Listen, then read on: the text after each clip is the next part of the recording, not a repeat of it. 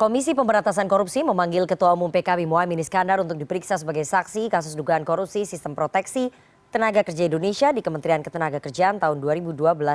Pemanggilan KPK pada Muhaimin terjadi 3 hari pasca deklarasi Anies Muhaimin sebagai pasangan Capres-Cawapres. Muhaimin absen dan minta pemeriksaan ditunda. Apakah ada tekanan politik dalam penyidikan kasus korupsi yang melibatkan Muhaimin Iskandar? Untuk membahasnya lebih dalam, kita sudah terhubung dengan mantan pimpinan KPK Saud Situmorang. Ada peneliti Pukat UGM Zainur Rohman dan politisi Partai Kebangkitan Bangsa Tommy Kurniawan. Selamat sore Bapak-Bapak. Sore Mbak Rifana. Saya langsung ke Pak Saud dulu. Pak Saud, Anies Baswedan dan Muhaimin Iskandar deklarasi sebagai pasangan Capres-Cawapres Sabtu kemarin 3 hari lalu. Lalu sekarang Muhaimin dipanggil KPK untuk dimintai keterangan sebagai saksi kasus korupsi di Kemnaker tahun 2012 saat Muhaimin menjabat sebagai Menaker.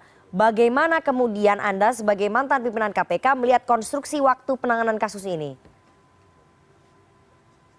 Ya, pertama kita harus pahami dulu ya bahwa kalau kita bicara penegakan hukum itu faktor kepercayaan itu menjadi bagian yang paling penting. Oke.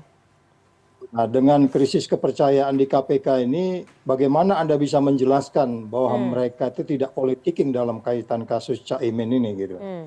Pertama kan kita sudah punya pengalaman bagaimana 19 kali ekspos kasus e-formula dikaitkan dengan calon presidennya Caimin bakal calon wapres. Jadi maksud saya adalah kalau kita bicara sekuensnya, saya sudah berulang kali tahun 2018 ditanyain soal kita bicara kasusnya yang kardus durian itu ya, itu nggak ada bukti yang cukup untuk itu.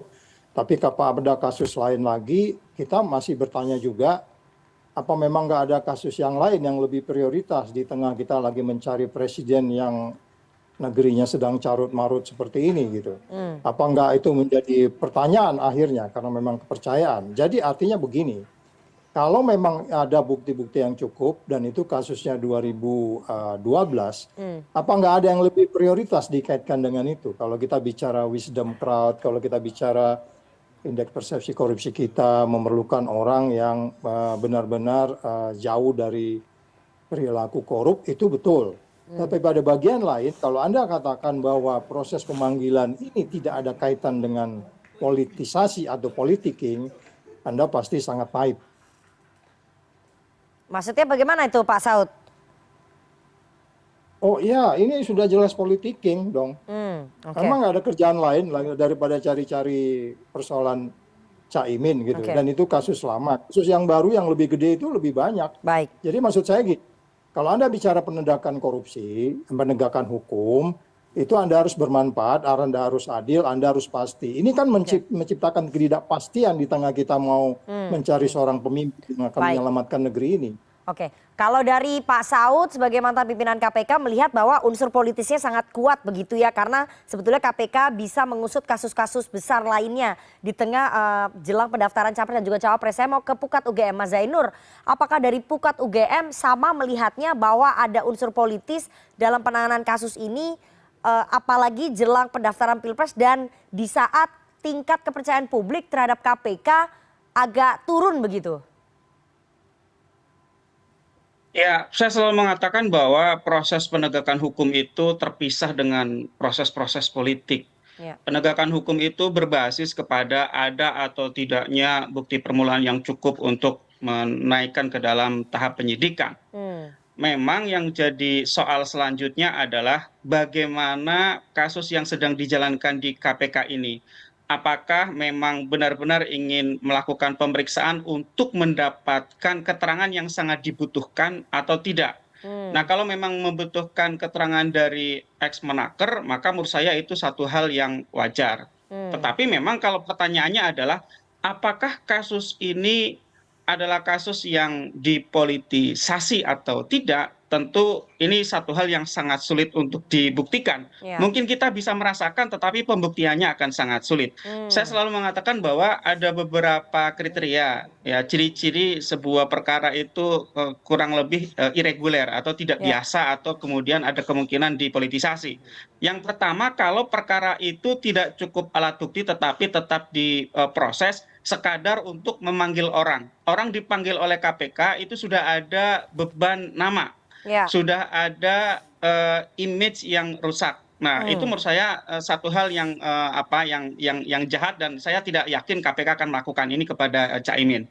Yang kedua adalah kalau KPK pegang alat bukti, tetapi timingnya dipilih pada momen-momen tertentu yang digunakan kaitannya dengan satu kebutuhan kontestasi politik misalnya. Nah, ini juga merupakan ciri-ciri kalau perkara itu dipolitisasi. Nah, yang ketiga adalah kalau KPK pegang alat bukti, pelakunya ada banyak, penegak hukum selektif tetapi gitu ya. Misalnya dalam kasus BTS saya selalu mengatakan bahwa kasus BTS itu yang terlibat berbagai warna partai, tetapi yang baru kita lihat di proses itu baru dari satu partai yang dominan gitu. Sehingga kita mengatakan itu satu ciri-ciri perkara yang masuk angin saya katakan.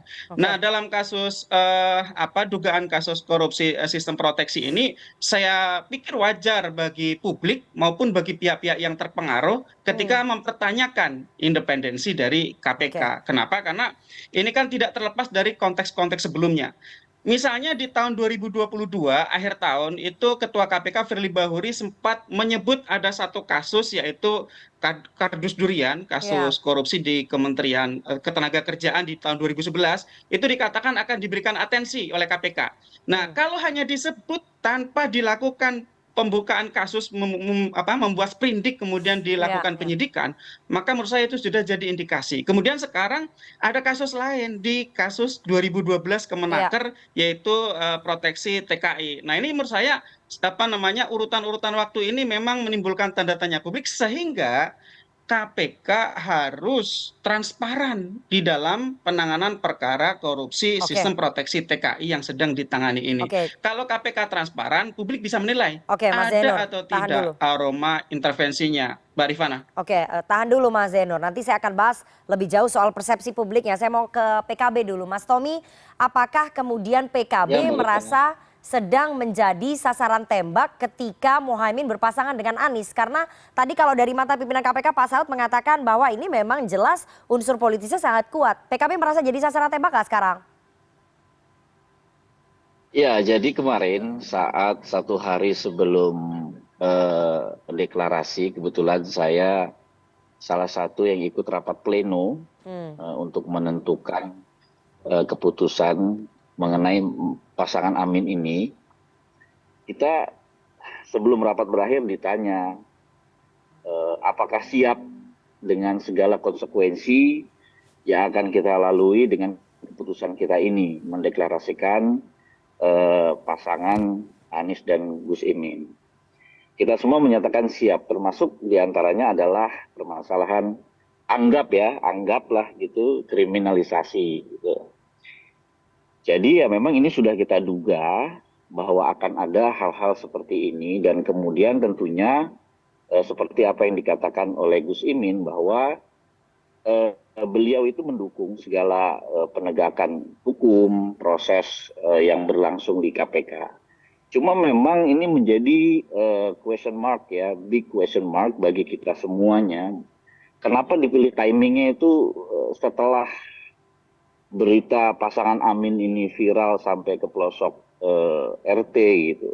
Kenapa dipilihnya seperti itu? Nah, maka dari itu ya tentu ini akan kami lalui dengan sangat baik. Kebetulan memang hari ini Gus Imin tidak bisa, ada kegiatan yang sudah lama dijadwalkan, dan insya Allah nanti akan dikonfirmasi kembali untuk kedatangannya ke KPK dan memberikan klarifikasi.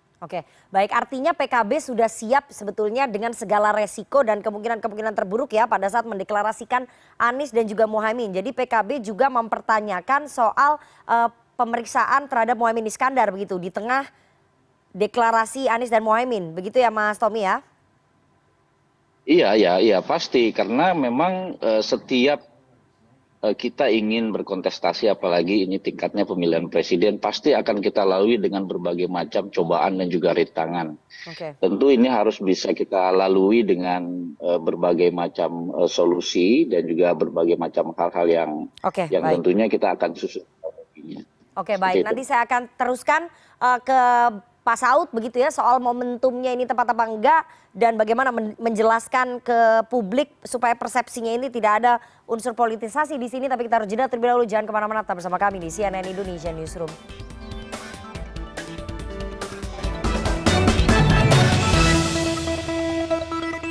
Terima kasih Anda masih bersama kami di CNN Indonesia Newsroom dan kita akan lanjutkan perbincangan kita dengan narasumber KPK panggil Muhaimin Iskandar. Ada muatan politis bersama dengan mantan pimpinan KPK Saud Situmorang, peneliti Pukat UGM, ada Mas Zainur Rohman dan juga politisi Partai Kebangkitan Bangsa Tommy Kurniawan. Saya mau ke Pak Saud lagi. Pak Saud, Anda melihat tepat tidak sih momentumnya dilakukan sekarang pemeriksaan terhadap Caimin?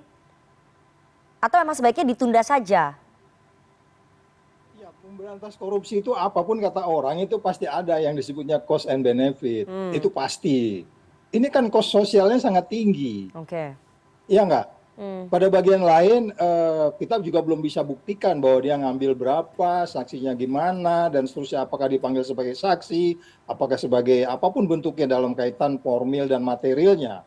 Tetapi itulah yang pemberantasan korupsi kami di periode kami dulu berlima yang sebelumnya, yang memang punya paham ya tentang ideologi politik sosial budaya dan seterusnya. Itu satu paket saja penegakan hukum kalau nggak singgung-singgung politik kan begitu. Dan oleh sebab itu kalau yang sekarang ini ya mereka akhirnya kan kita tanda tanya gitu ya, emang udah seperti apa rupanya dibandingkan umpamanya uang yang tadi Mas Zainur bilang itu di BTS itu, kalau mau tuh ikutlah bantu di BTS itu 8 triliun. Ya kan? Jadi maksud saya akhirnya kan menimbulkan setelah kita bicara cost and benefit tadi itu, rugi untungnya secara sosial politik, noise dan seterusnya gitu ya. Karena ini agak berbeda kalau kita katakan umpamanya dengan emailnya Hillary Clinton ketika dia dianggap memakai servernya pemerintah untuk kirim email pribadi. Terusnya. Ini agak berbeda gitu. Artinya kalau kita bicara 8.000 surat yang masuk di KPK per tahun itu, jangan-jangan akan ada banyak yang lebih priority lagi daripada sekedar mencari kasus yang 2012 yang kemudian itu juga sudah dilewati oleh beberapa pimpinan KPK itu tidak muncul ke permukaan. Nah orang bilang nggak bisa, Pak Saud kan masuk angin. Enak aja lu yang masuk angin kali gitu. Jadi maksud saya ya ini kan banyak perdebatan di sini gitu loh. Artinya kenapa itu nggak di hold dulu, biarkanlah ini berjalan dulu proses ini sehingga politik kita ini menjadi lebih wise, bijaksana, dan badan hukum penegak lain gue udah bikin statement terbuka. Kita tidak akan melakukan dulu deh daripada berisik katanya begitu. Karena bagaimanapun kalau kita bicara politik yang sekarang ini ya pasti akan ada isu transaksional di masa lalu. Gitu. Pak Saud, saya ingin tanya ya, pada saat Anda menjadi pimpinan KPK ini kan sudah bergulir kalau misalnya kasusnya pada tahun 2012. Kenapa kemudian pada saat itu pimpinan KPK tidak menyelidiki kasus ini? Apakah karena memang ada kasus lain yang lebih prioritas begitu? Nah itu makanya kembali lagi kalau kaitannya dengan yang disebut Kardus Durian itu kan kita udah jawab, itu nggak ada.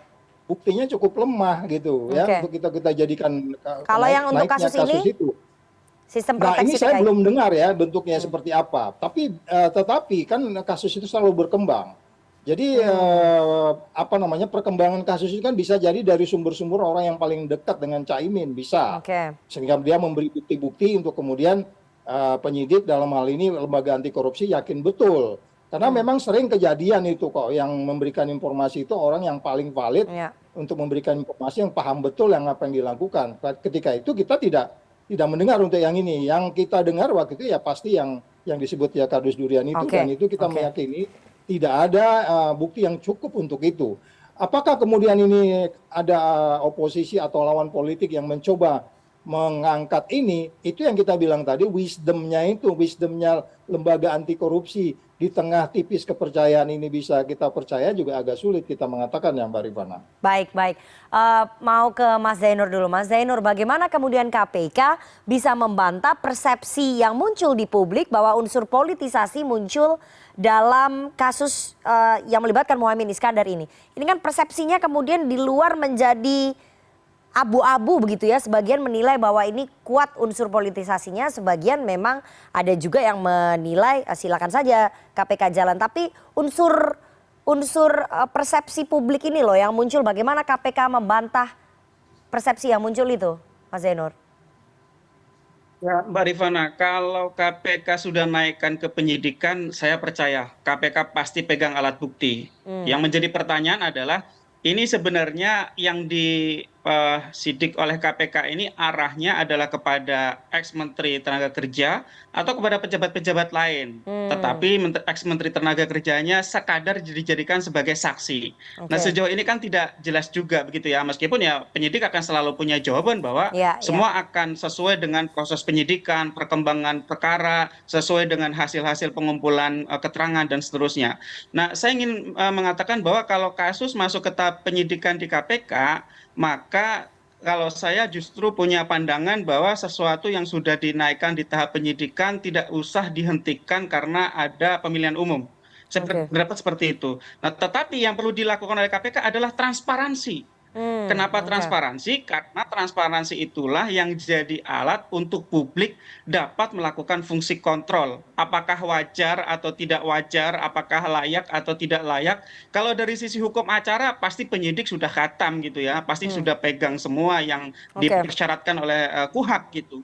Nah, tetapi kan publik punya keraguan terhadap KPK. Kenapa publik ragu? Ya karena sederet kejadian-kejadian di KPK yang menunjukkan, mengindikasikan semakin rontoknya independensi KPK. Oke. Ya, kita tahu ya Undang-Undang 19 2019 yang merevisi Undang-Undang Baik. 30 2002 tentang KPK itu telah menggerus independensi Baik, baik. KPK sehingga sekarang KPK berada di bawah kekuasaan eksekutif, Ya. sehingga kalau ada pertanyaan dari publik maka jawaban KPK adalah transparansi. Nah, itu sejauh Oke. ini kita tidak dapat transparansi dari Baik. KPK, Mbak Rifana. Baik, saya mau ke Mas Tommy. Mas Tommy, ini kan persepsi yang muncul di publik bahwa Ketua Umum Anda sekaligus bakal cawapresnya Anies Baswedan, Gus Imin, tersangkut dalam tanda kutip dalam kasus korupsi begitu ya. Bagaimana kemudian PKB mengembalikan ataupun memutarbalikan persepsi publik tadi yang sudah kadung muncul. Karena beliau akan dipanggil sebagai saksi dalam kasus dugaan korupsi. Ini kan pasti merugikan untuk citranya Gus Muhaimin.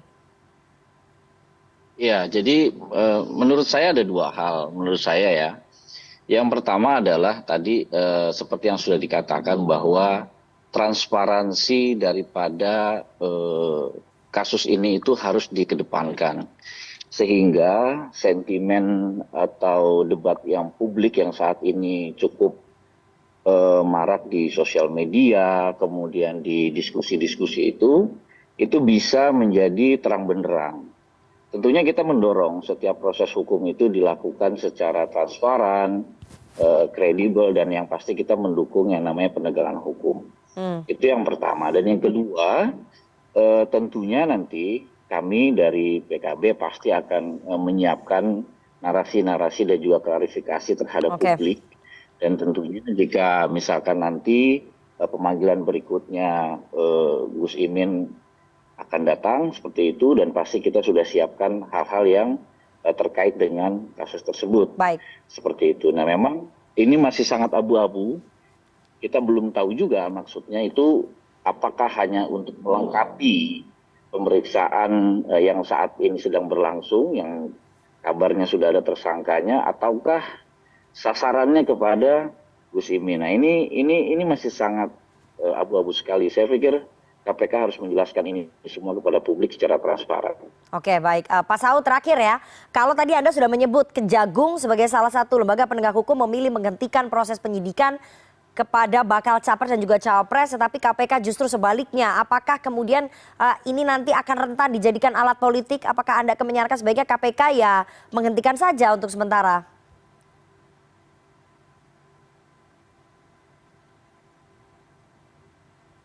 Ya, itu sebabnya kalau kita memang mau bicara penegakan hukum yang di dalamnya itu tentu akan ada unsur-unsur akuntabel, kemudian transparan, dan dikaitkan juga dengan bebas dari konflik kepentingan.